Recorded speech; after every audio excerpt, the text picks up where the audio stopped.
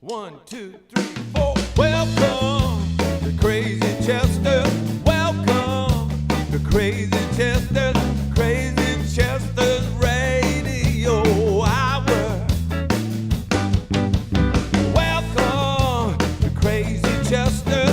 Welcome to Crazy Chester. Crazy Chester's Radio Hour. Yeah, Crazy Chester's Radio Hour. Crazy Chester's Radio Hour. Welcome to the Crazy Chester Radio Hour. My name is Andreas Werner. I'm a record producer, songwriter, and owner of Crazy Chester Records. My guest today is my good friend, the great Tommy Talton. Tommy was a member of Ouida People before forming Cowboy with his compadre Scott Boyer. They also backed up many Capricorn recording artists in the studio and became Gregg Allman's backing band on the Layback album and following tour. Tommy later released a string of critically acclaimed albums as a solo artist, in addition to guesting on other artists' albums and live performances. This is the first of 2 episodes of my conversation with Tommy, which may be the most in-depth account of his life in music to date. Take it away, Tommy. Welcome, welcome to the show. Here we go, here we go.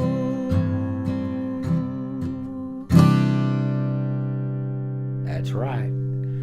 Right here on Podcast Andreas Werner. Well, thank you so much for being my guest today, Tommy. I've been I'm your guest? Well, technically, I guess I'm your guest because we're at your place. Well, no, we're each other's guests. We are guesting. That sounds good. We're hostless. We're hostless. I've been looking forward to talking to you about your life in music, and I've been fortunate enough to spend a lot of time with you and Scott. Many of our great musician friends, and kind of hear a lot of those remarkable stories. And when I created my podcast, one of my goals was to be able to share some of those stories with a wider audience. So thank you. So we can spread lies to more people now at one time. That's right. We'll make up the truth as we go along. That's right. The rumors behind the news.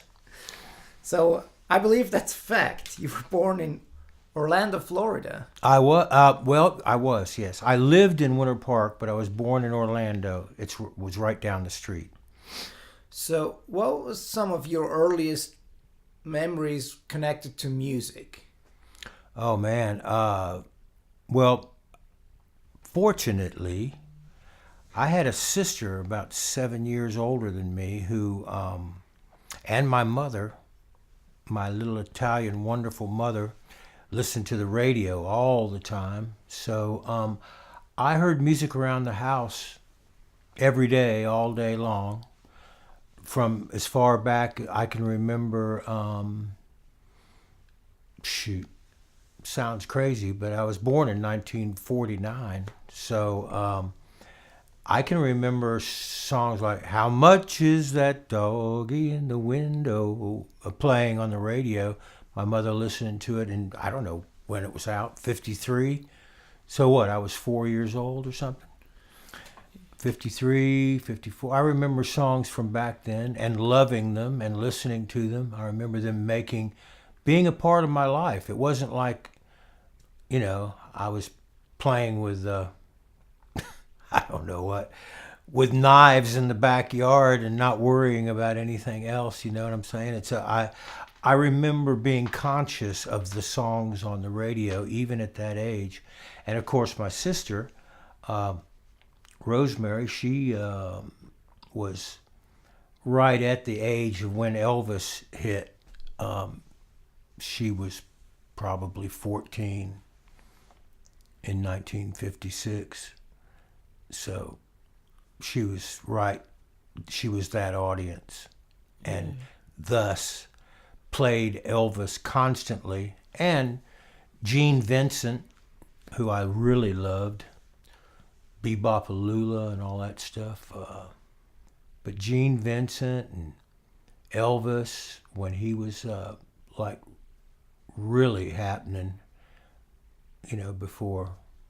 I had a comedian friend that said, before the old bloated Elvis, back in the beginning. Man, when he sang "Love Me Tender" and all that stuff, it's like almost cliche now. But you go back and listen to that stuff, and it's just some of the greatest recordings. And one of my favorite recordings ever is, to this day, Sam Cooke's recording of "You Send Me." It's a great song sung by anyone, but that recording at that moment, like At Last, with Etta James. with Etta, you know, there's like these moments, Chain of Fools with Aretha, all these. They're good songs and they're great performances, and anybody can sing. Not anybody, you know, they're great songs. But those moments recorded at that time, that day, at that moment when Aretha sang "Chain of Fools," I've even talked to Roger Hawkins, who played the unbelievable drums on that. Roger, I asked him one night, we were doing some demos in Muscle Shoals, and I said, Roger, I've always meant to ask you. It's like 3 a.m. and we've already been there for 8 hours, 10 hours. We were just sitting around and half asleep, and I said, I've always wanted to ask you, you know, that night, that day, whenever it was that you played drums on "Chain of Fools" with Aretha, do you remember anything special, feeling or anything? He said, nah, not really. It was kind of disappointing to me. I thought Roger was going to come up with some, the stars aligned and we could all feel it and we had goosebumps. And he said, nah, it was just another groove, you know. Yeah. Well, didn't one of your relatives, an uncle, have a guitar? Yeah, I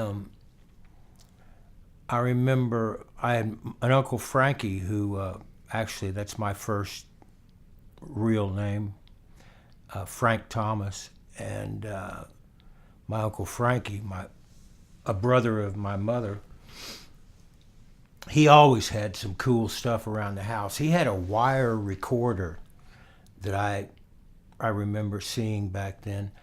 I've never seen one again, ever. Have you ever seen one or heard of them? Yeah, I have. Wire. It's just a thin piece of silver wire, like a high E guitar string. And I guess you couldn't record much fidelity on it, but it was a recorded deal. I haven't seen one since. Yeah, But we he had got one that. at the He had studio up in Nashville. Oh yeah. It's not working, but it's up Yeah, there. I'm sure it's not. The wires broke. Among other things. Yeah. But that's, you know, he had all kinds of stuff. He had pinball machines that he had sitting around the house and guitars. And I remember walking, I must have been 8 years old, and I remember opening up this one guitar case that was sitting on the floor in one of the rooms. And I opened it up, and I know now because I opened it up and it was like this, I was reflected in this shiny chrome front, you know, body of the guitar. Of course, it was a National Dobro. I didn't know that then, but that's what it was. And man, when I leaned over and I just plucked the high E string on it, and I remember going into a little trance or something, watching that string vibrate, and it kind of struck a little flame inside me that grew later, and it was probably 5 years later that I started learning to play guitar. My mother took me to some guitar lessons, this old guy, some old Italian guy. I don't know where she found him. But I went to 2 lessons, and she picked me up from the second one, and I said, Mom, don't pay that guy nothing else, and don't take me back there. He can't teach me what I want to know. And the rest of the time I just learned off records. As Martin Mull said, licks I've learned off records I've heard. You know. Yeah, or Springsteen, I learned more from a 3-minute record than I ever learned in school. Yeah. And it's interesting, you know, there's quite a few friends I know who had a similar experience. Actually, me too. Yeah. I went to this classical guitar teacher that, you know, showed me scales, and then it's like, where's the song? Yeah. And it almost ruined it for me for a minute. Yeah. And I know that I have other friends who it's the same thing, and then they saw the Beatles on the Ed Sullivan Show or whatever, and that turned them around. But that night turned a lot of people around. But you February know, that's 9, what's 64. funny too about you. I don't know how many people I've met through the years that say, "Man, my mother or whoever made me take piano lessons." You know, before they were ready to, and they didn't choose it themselves. It was like a thing they had to do, and it became a chore. And so, chores are not groovy. So, boom. yeah.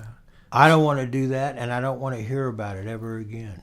It's a drag because a lot of people later in life were sorry that they didn't take the lessons, but because of the way they were approached, it turned them off. Yeah. So, but once you found your way back to the guitar, you didn't waste a whole lot of time till you joined your first band. No, not at all. I mean, man, it's hard to remember now. Now it feels like I've always known how to play guitar, you know. A little bit, anyway. Still just a little bit. Always learning. But I would imagine I had not been playing more than a year when my friend Walter Niels and I, who had known each other since 3rd grade. How old are you in 3rd grade? 28? 17? 9? 9, I don't know, 3rd grade, 6, 7, 8, yeah, 8, 9, depending on when you were born. But anyway, that's how long we knew each other. And around 13, 14 years old, we started a band called The Keys, Keyes, just to be a little cooler. And, within 6 months, we changed it for some reason to The Chessmen. Not for any particular reason I can remember. We just thought that's what we should call it. What kind of stuff would you guys play? Oh, the Kinks, the Beatles, the Kinks, some Jimmy Reed. Actually, a lot of Jimmy Reed, come to think of it.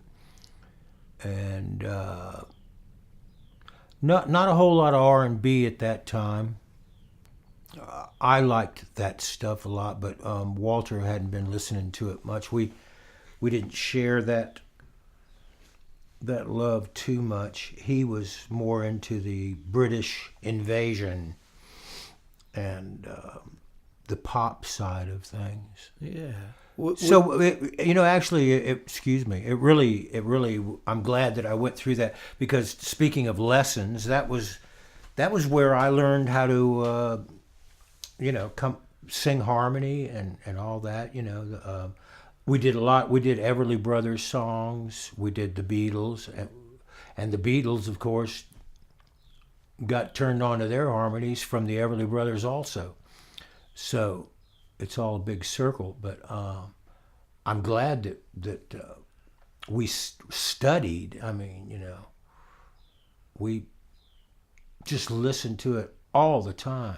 And tried to figure out what inversion of chord that was that made it sound a little bit different than a normal D chord. Why? What were they doing? What was turned upside down or right side up? So, did you sing lead too in that band, or mainly? Oh yeah, horn? yeah. And from the very beginning, we wrote. I have, even from that very first band, I have never been in a group that at least 50% of what was played on stage was original. That's pretty remarkable because you were like 15, 16 14, years old. 15, yeah. The first recording we ever did, we drove over to Daytona Beach from Orlando, which is a 40-mile drive, 45. And, damn, I can't remember the guy's name now. I know a couple people I could call up and find out, but he had this little 4-track studio, and or was it 2-track? But anyway, we went over there, gave him a few bucks, and recorded 4 songs, and that was in late '64 or early '65. Was that the first time you were in the recording studio? Yeah. And then not long after that, like within 7 months of that, I had moved to another band, the Ouida People thing. Didn't you have a band called the Offbeats for a little? Yeah, while? well, I went from the Chessmen to the Offbeats. The Offbeats were like the hottest band around at the time in Orlando area, and their lead guitar player had to go in the Navy or join the Navy or something, and they asked me to take his place, and I felt bad leaving Walter, but at the same time, things were changing, and I was kind of like more into it, and Walter was an excellent graphic artist, and in fact he did the cover of my Someone Else's Shoes, Tommy in Europe album,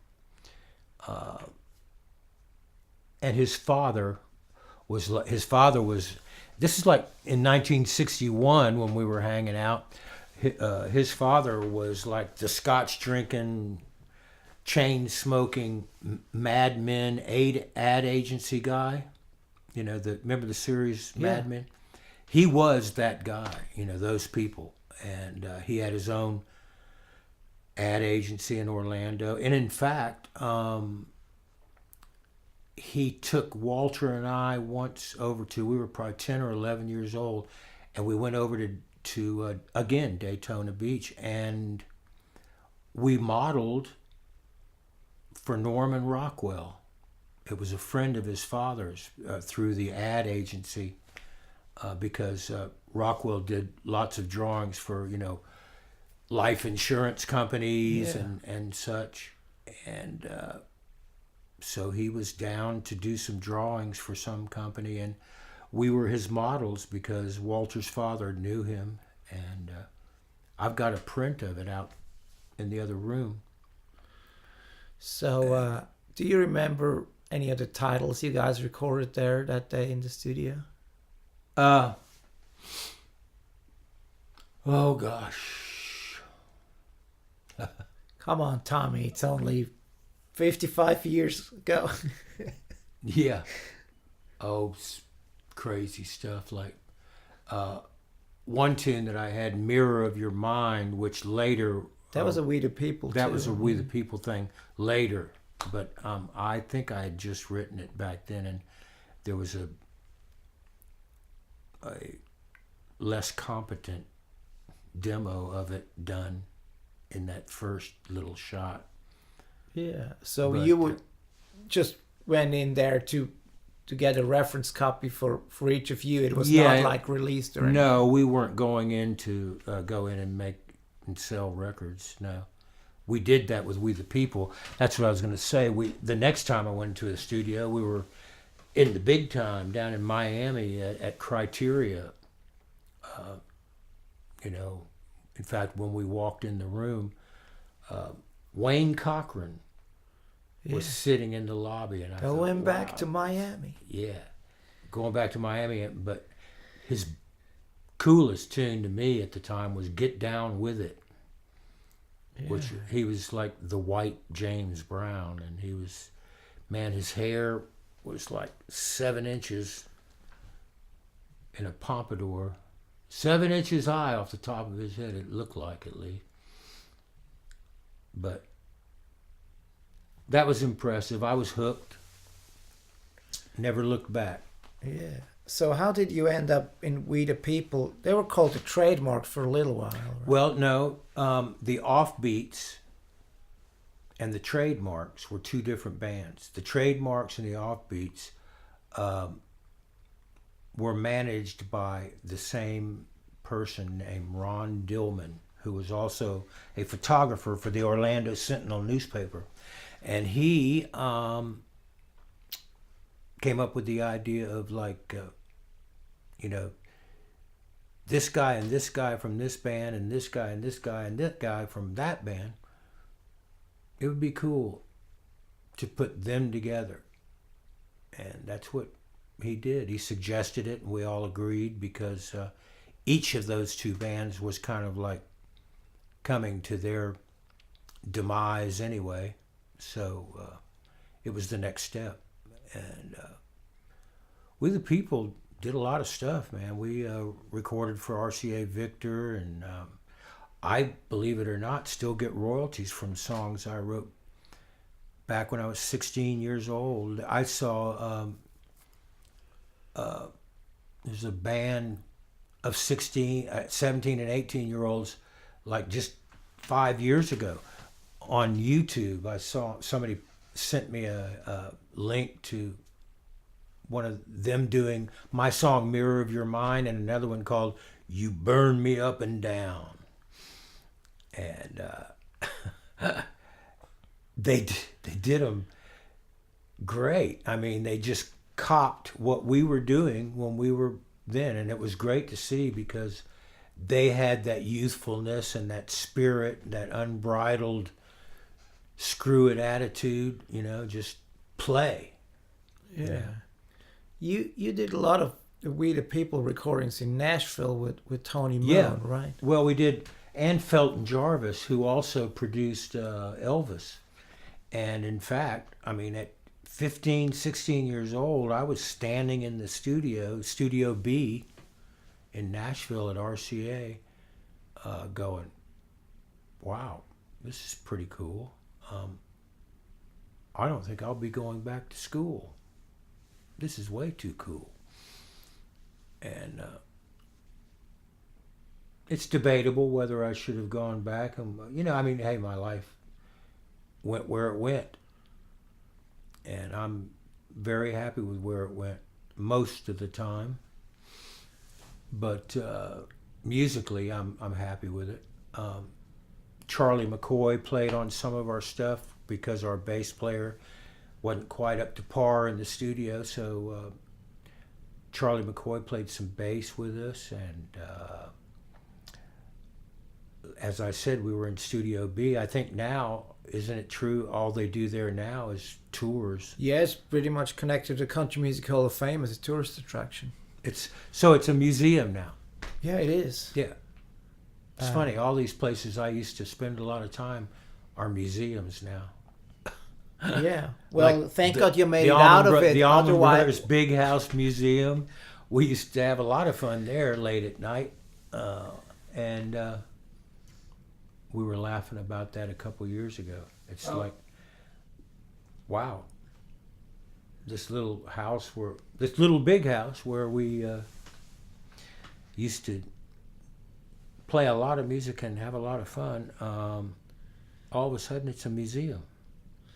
Yeah. Well, I was about to say, I'm glad you made it out of all of those places. Otherwise, you would have turned into a museum piece yourself. I am a museum. I'm a museum too, but I don't charge any admission, and I give no admissions. Well, you still write new songs. I mean, Yeah. to me, a museum is something that belongs to the past, but you belong to the Right. present as much. I'm a still working dinosaur. All right. Well, it was not me saying that. But anyway, so as We the People, would you guys be on the road a lot, or how did it work? What kind of places would you guys play? We the People, we would drive from, we rehearsed a couple days a week over in Leesburg, Florida.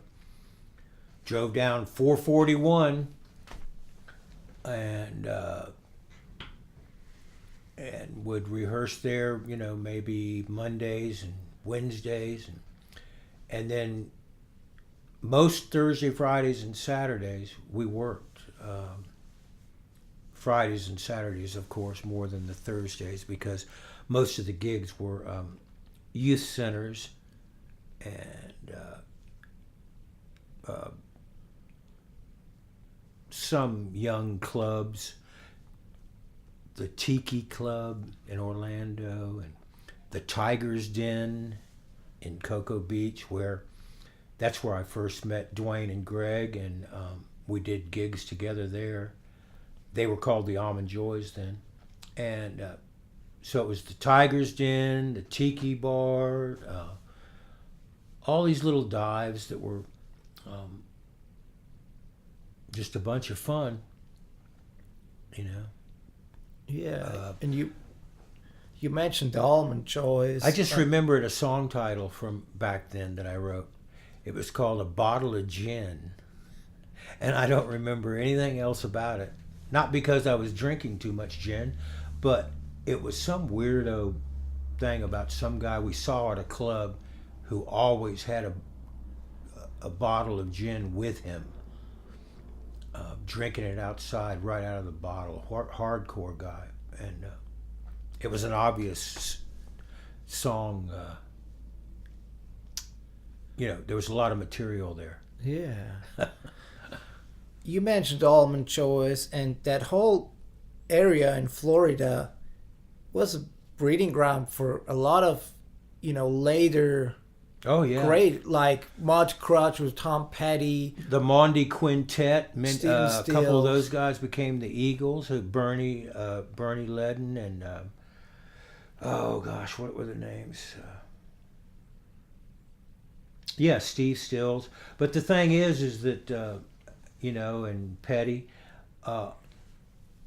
If you wanted to do anything, you did come to a certain point where you realized you could not stay in Florida. You had to get out of there and go to L.A. or Nashville. Or I ended up going to Nashville for a couple months and then moving immediately out to L.A. and living out there in '69 and part of '68 and all of '69. So that was immediately after the demise of We the People. I quit We the People. They continued for a year or so. And again, I was just going in a different direction than the rest of the guys were. And it was just obvious that it was time to move on. Not because of any personal grudges or any bad feelings. It was just, that's the way. I liked it. Yeah. So you mentioned you went to Nashville and then to LA.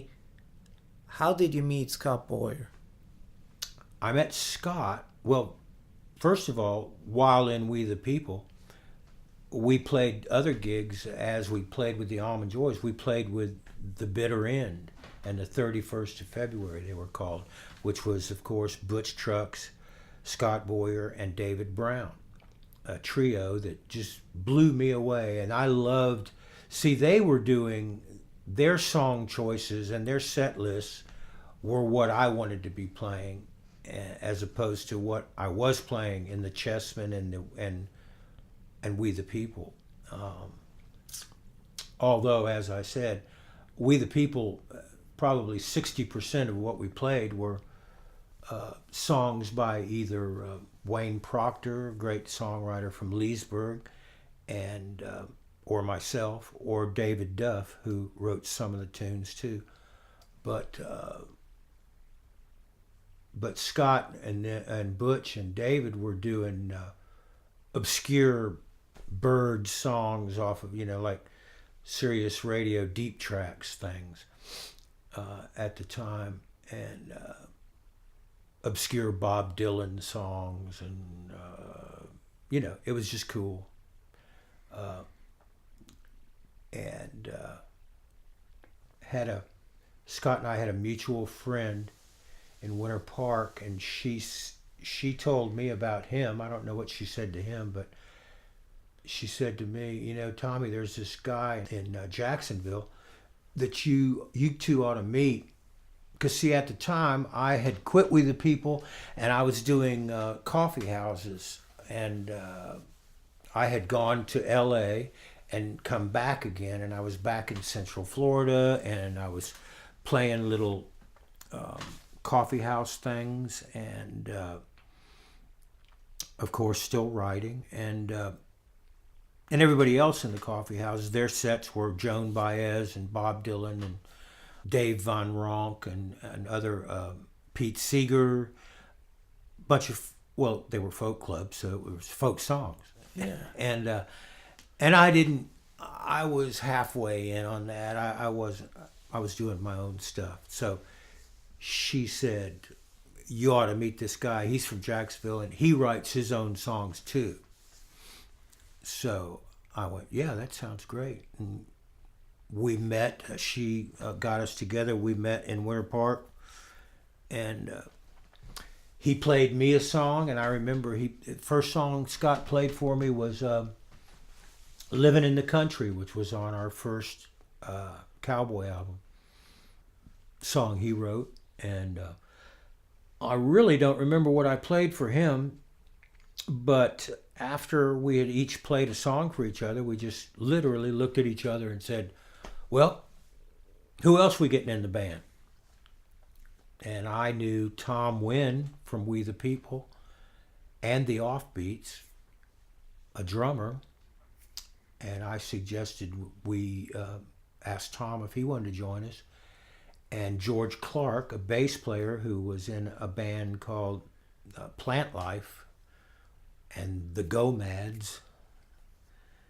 They had to change their name from the Gomads. The record company thought, nah, that sounds a little nasty. So you're going to be Plant Life. So anyway, George Clark, wonderful human being, played bass, and Tom Wynn was on drums, and that's what I brought to the Cowboy situation. And Pete Kowalski knew Scott and Bill Pillmore, and we were familiar with each other, but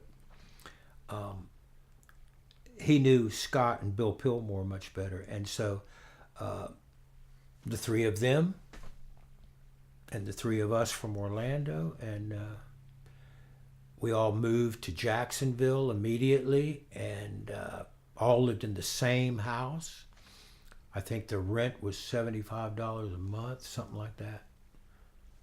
And we had a newspaper route that we would throw newspapers at 1, 2 in the morning, and come home and work all night on songs that Scott wrote, or I wrote, or Bill wrote, or Pete wrote. And that's what we did. We played music and worked on arrangements, and kids a couple years younger than us, like Ronnie Van Zant, would come and stop by and sit at our rehearsals, and we just lived it. We lived every waking moment. We really were, at that time we were 20 years old, and we didn't have wives, and we didn't have mortgages. Didn't have much of anything except guitars and songs and ideas. And that was what we loved doing most anyway, so it worked out pretty good. Yeah, and how did the name Cowboy came about? Do you remember that? It never did have anything to do with anything musical. It was like, which is really, if we'd have thought about it a little more, we probably would never have called ourselves Cowboy, because, of course, you hear that name and you go, yeah, there got to be a country band. well, we weren't. But actually, our first choice was, well, we wanted to eat, some of us wanted to be called Easy because we were mellow and we were hippies, and we weren't hippies, but we were, we were into the mellower side of the music, and we were not heavy metal. And some of us wanted to be called Easy, and some of us, I don't know who came up with Cowboy. But what happened was we played a game of, the basketball game, horse, where you shoot. And, well, we played horse to break the undecided deal about what we were going to be called, and whoever won the game got to choose the name, Easy or Cowboy. And George Clark won and picked Easy.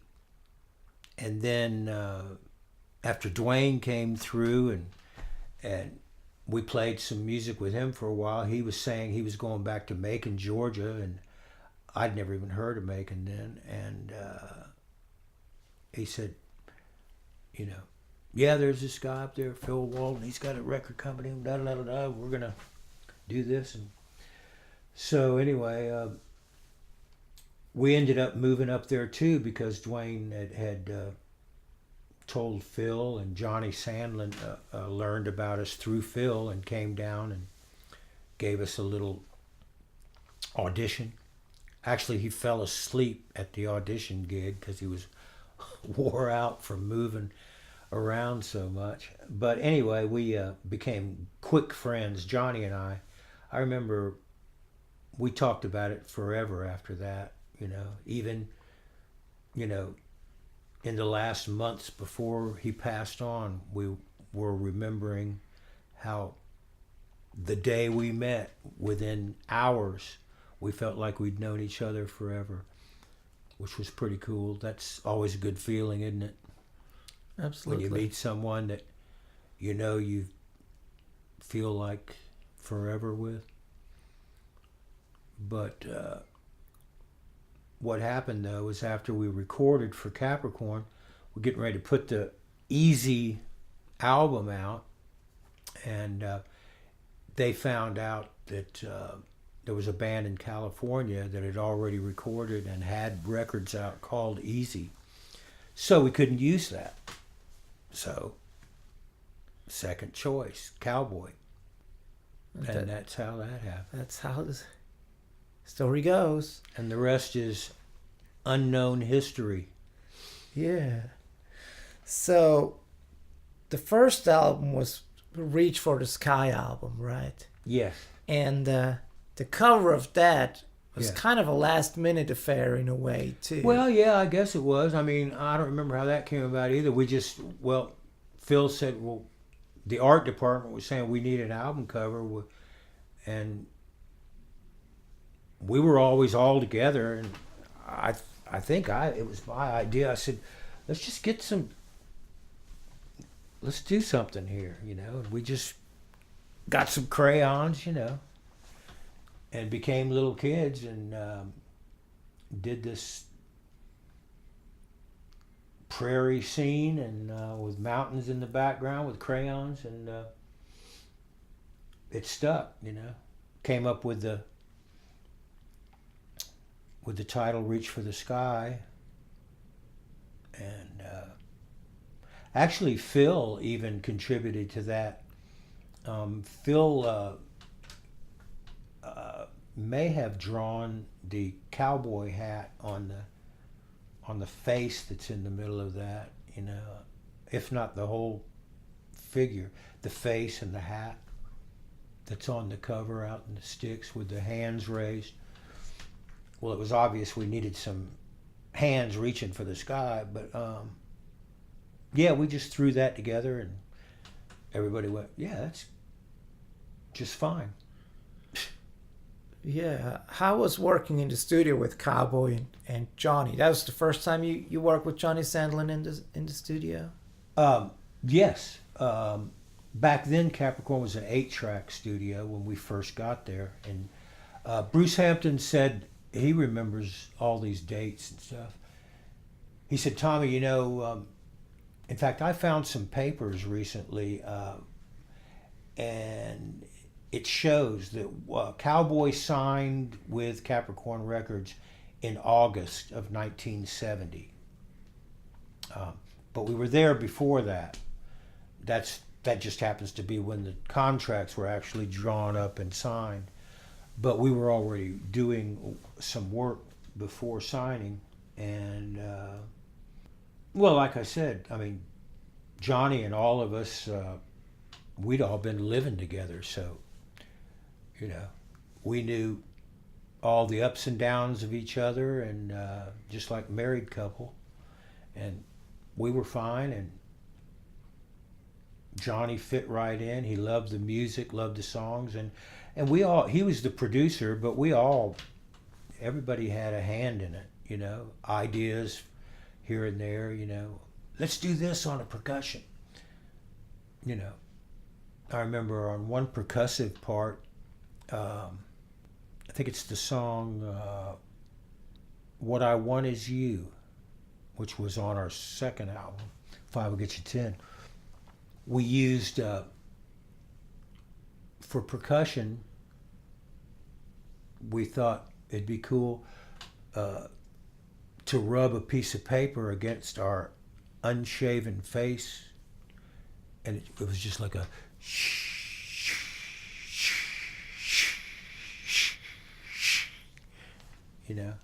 and it was a great smooth percussive thing that wasn't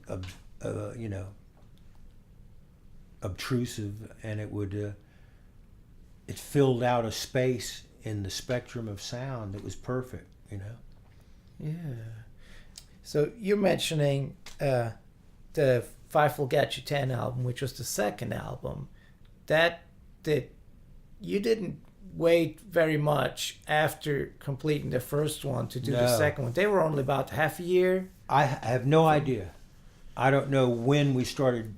I don't know how much time was in between them, but we were sure on the road a lot with the brothers, actually, most of the time. And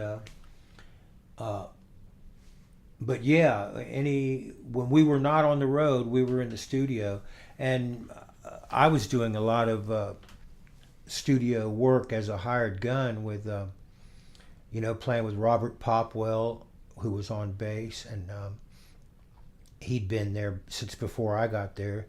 He was in the studio band with Pete Carr on guitar. Was Johnny playing drums at that time? Johnny was the drummer, and Paul Hornsby, of course, on keyboards, and Popwell, great man. Later became a preacher, I think, in Nashville, and also was did some great bass playing for the Crusaders. Yeah, with Larry Carlton and Styx. And anyway, I started doing a lot of studio work on guitar, working with people like Clarence Carter would come in, and we would do, who was it? Do you like good music? Yeah. Arthur Conley. Yeah, Arthur. We did some Arthur Conley sessions with Clarence Carter producing, I think, and Swamp Dogg, Jerry Williams, who was always writing songs. He was and Jackie Avery, who his wife Ella was in Wet Willie, singing with Donna Hall, and it was a great time. It was like wonderful. I mean, there really was absolutely nothing wrong. It was like all the musicians hung down at that studio, and that was our playhouse. That was our deal, our clubhouse, and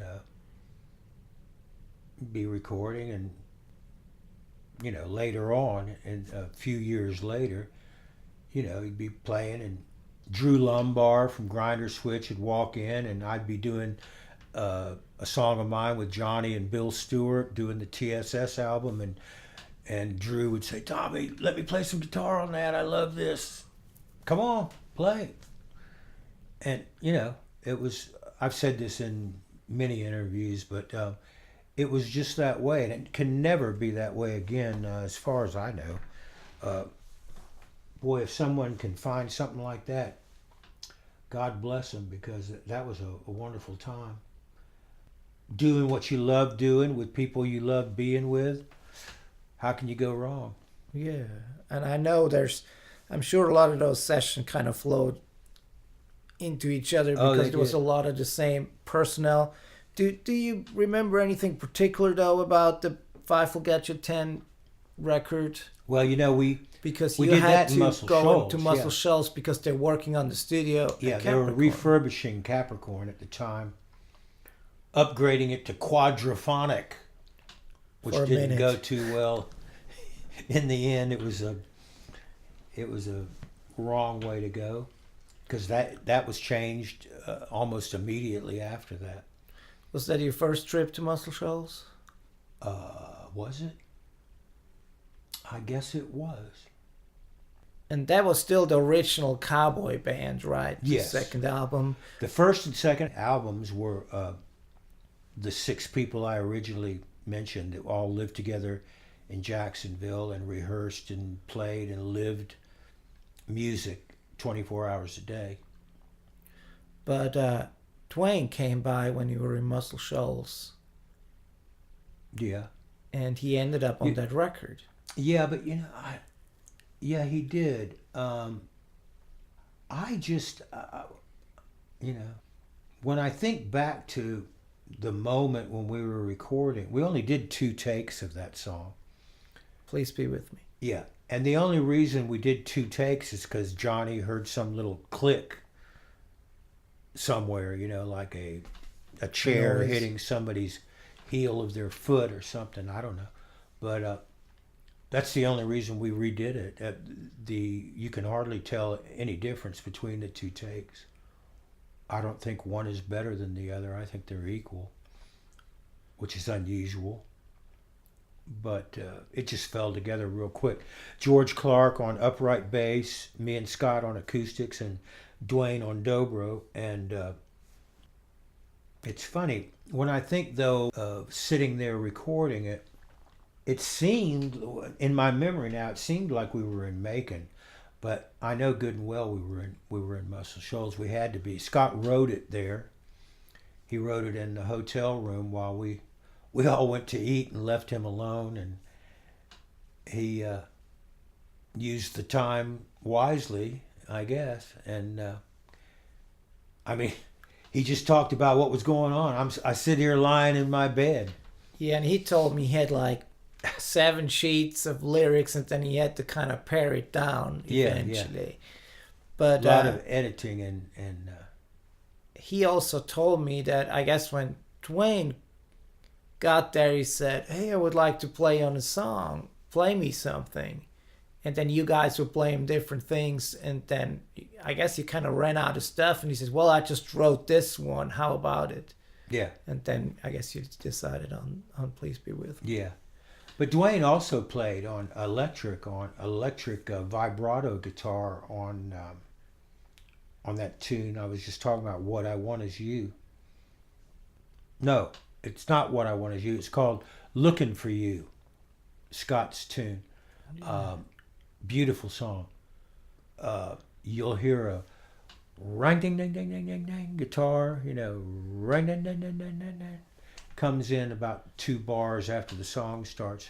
Well, that's Dwayne on electric, and it just shows how he was the way it should be. When you play, especially in the studio,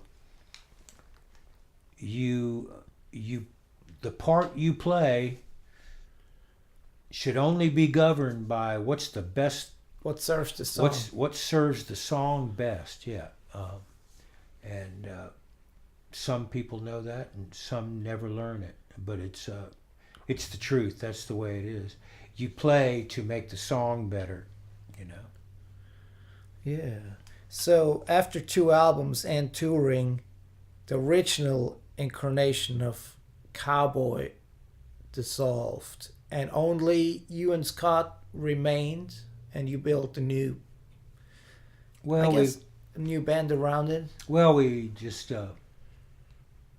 it really came from the studio thing, because Scott and I always had so many songs that we were writing that we had a catalog in our back pocket that was always needing to be recorded. So, and Johnny was always wanting to do it. So But that's how the Boyer and Talton album. that's how the came Boyer about. Talton album happened. And Was it? Did David Brown come back to the fold for this one? Yeah. David didn't play. David didn't play any bass on that album. Charlie Hayward played most of the bass, if I remember right. David did play some horn with Randall Bramlett on my song "Where Can You Go," the studio version, which was only like a minute and 45 seconds long or something. I think a minute and 47. I don't know. But yeah, but David and Scott, who had already, as I said, they were in a band together in 67, 66. So David joined, Randall Bramlett joined. We were introduced to Randall through Jim Hawkins, who actually, Jim is the engineer who, he's done so much, but he put together the original Capricorn studio. He helped engineer the recording of Live at the Fillmore East, which is enough for one person to do. Yeah. Those two things. And a great guy. And a great guy. Wonderful. In fact, I'm wearing a t-shirt right now from his studio in Athens, 1093. There you go. So Where were we? well, you did the Boyer Talton album with a new cast, and around the same time, Gregg Allman was looking for a band to back him up on a solo record. Yeah. Well, we had been touring with Gregg and the brothers. The original Cowboy had, so we were all, and when we weren't on the road, we were all hanging out at Grant's Lounge, playing music till 2 a.m, and then eating red hot chicken down the street at Hodges Place. And as I said, it's like, what a dream-like, wonderful little world it was for us then, for a while. But yeah, we hooked up with Johnny produced the brothers. Johnny produced Cowboy. Cowboy and the brothers were on the road all the time together. It was just a natural kind of like Gregg had some songs that weren't suited for the brothers' musical world, and so we incorporated, or Gregg incorporated us to get those songs across. Johnny produced that, and that became Laid Back. Which is a classic, if you ask me. I think that record to this day still, if it came out yesterday, I think it would still be just fine. It doesn't show any signs of time. Yeah, and he recut one of Cowboy's earlier songs called All My Friends on that album too. Which we did on our Five Will Get You 10 album. Yeah. So, but after you cut that record, Gregg also hit the road with a band that was pretty much Cowboy, including horn section and the strings. live Laid Back tour, yeah. Yeah. Yeah. How was that tour, which eventually came out on a live album, and that was like you backing up Gregg and then Cowboy without Gregg doing. Yeah, we another would section. start out as right from the very get-go, it would be Gregg with the big band. Man, we had 3 female backup singers, a 5-piece horn section, J-Mo and Bill Stewart on drums, Scott and I on guitars, Kenny Tibbetts on bass, who was from a band called the Melting Pot on Capricorn. He was on the first tour. And then, of course, Chuck on piano and Gregg on organ. And that's a lot of people. You A had lot some of sound. string players to it. Well, there were 2 tours, and one of the tours had 14 string players besides all those other people. I think there was 24 people on stage. yeah, and Jim Hawkins actually designed a mixing board for that live show too. He just recently told me. Oh, really? I don't remember that. I guess they needed Buddy more Thornton, channels. Buddy Thornton, a friend and colleague and co-worker with Jim Hawkins, Buddy Thornton, he did the live sound. In fact, he helped design the PA system for the Allman Brothers and did their live sound. And Buddy and I actually lived together in Macon and for a while. And he also did the live sound for the Laid Back tour. It was just we did 35 on one of the tours. We did 35 cities in 50 days, and of course, after a while, you don't know what city you're in. It all runs together, but it was a wonderful musical experience for many reasons. One of the reasons being that they were all the gigs were in the top-notch theaters of each city. The Orpheum in Boston, Carnegie Hall in New York, the Forum in L.A., and on and on and on.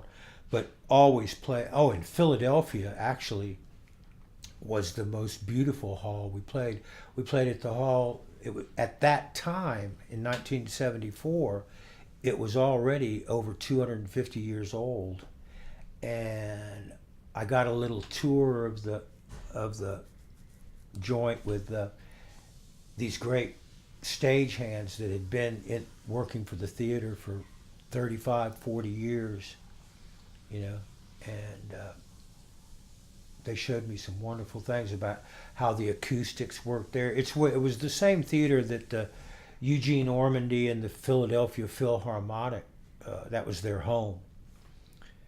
And the design of that theater was so perfectly thought out sound-wise that at one point someone came up with the crazy idea of there was a huge chandelier in the middle of the ceiling, way high ceiling, and somebody thought they should take that chandelier down for some reason, and they did.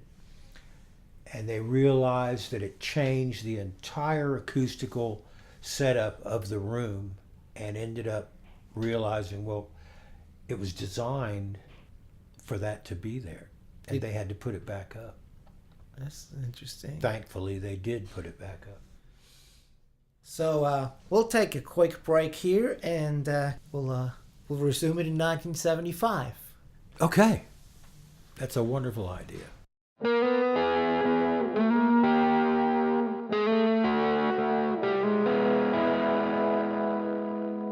This was the 48th episode of the Crazy Chester Radio Hour. We taped it at Tommy's house outside of Atlanta.